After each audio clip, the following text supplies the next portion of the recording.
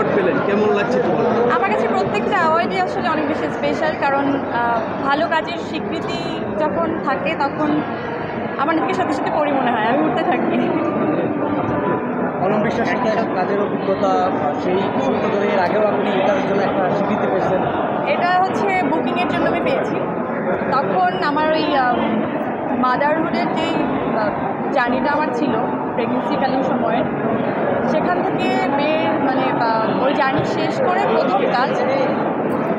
তো আমি চিন্তা করছিলাম যে কী এমন করা যায় যাতে আমি ক্যামেরার সামনে গিয়ে আসলে ওই ব্যাপারটা আমার মধ্যে আছে কিনা, বা আমি কতটুকু স্বাচ্ছন্দ্য বোধ করবো শুটিংয়ে গিয়ে, আমি আমার বাবুকে নিয়ে ঠিকঠাক মতো থাকতে পারবো কিনা। তো তার জন্য এটা ট্রায়াল ভার্সন ছিল আমার জন্য। যেমন বুকিংটা অনেক শর্ট, মানে অনেক কম সময় কম ডিউরেশনে ছিল, কিন্তু মানুষ এত ভালোবাসা দিয়েছে মনে হচ্ছে এটা কোনো দৈর্ঘ্য সিনেমা। কত দেখেছি বেশ মা ভক্ত, তাকে তার এই মা ভক্তির পিছনে আমার মা ভক্ত হওয়া ছাড়া উপায় নেই। আমি ওরকম জন্মদিনের মাসে অ্যাওয়ার্ডটা জন্মদিনটা জাঁকজমকপূর্ণভাবে উদযাপন করতে ভালোবাসে। এই বছরের প্ল্যানটা কি আছে? আর কিছুদিন পরে আমি তো সবসময় আসলে আমার নানু ভাইয়ের হাত ধরে কেক কেটেছি। তো যেহেতু নানু ভাই নেই, হয়তো 14 তারিখে ওভাবে আমি উদযাপন করতে পারবো না। বাচ্চাদের তো আছে না, সবাই তো আমরা থাকি, ওই হয়ে যায় আসলে।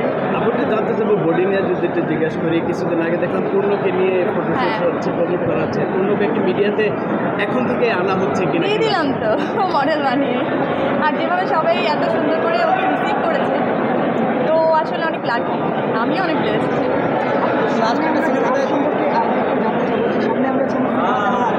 খুব শীঘ্রই সেটা সামনের ব্যাপার, এত গ্রুপ করে বলে দিলে হবে না, সবাই ওয়েট করো। পরিকল্পনা তো থাকে। হ্যাঁ আচ্ছা, নিশ্চয়ই দেখে তো বুঝতে পারছো যে আমি রেডি হচ্ছি কাজের জন্য।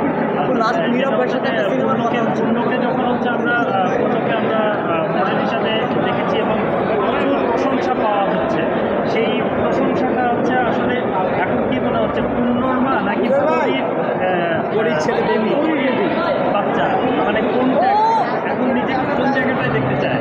পরী এখন নিজেকে কোন জায়গাটা দেখতে চায়, পূর্ণর মা হিসাবে বেশি? আপনারা যেভাবে রিসিভ করবেন আমার কোনো সমস্যা নেই, আমি সবভাবেই গর্ববোধ করবো। এই যে প্রশংসাটা কেমন লেগেছে? ওই যে বললাম যে ওর কোনো প্রশংসা হলে, দেখেন ওরা আমার ডানা, দুটো বাচ্চাই আমার ডানা, তো ওদের কোনো ভালো কাজ হলে আমি আসলে ওই যে বললাম উঠতে থাকি, আমার জীবনে সমস্ত খুশি ওরা।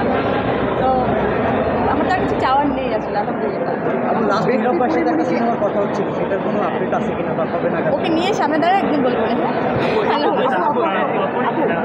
স্বামী ডোডোর গল্প আমরা জানতে পারছি যে 2026-এ ধারণাটা হচ্ছে যে ঈদে হয়তো মুক্তি পেতে পারে। এই বিষয়টা এটা মুক্তির বিষয়টা কি, আমরা আসলে শুটিংটা শেষ করার পরে যেটা হয় যে মুক্তির একটা সিনেমা মুক্তির বিষয়ে পুরো টিমের দায়বদ্ধতা অনেক বেশি, আর্টিস্টের অনেক বেশি কম থাকে, আমরা আসলে প্রমোশনটা অ্যাটেন্ড করতে পারবো। ব্যক্তি পরিমণিকে কীভাবে ব্যাখ্যা করবেন?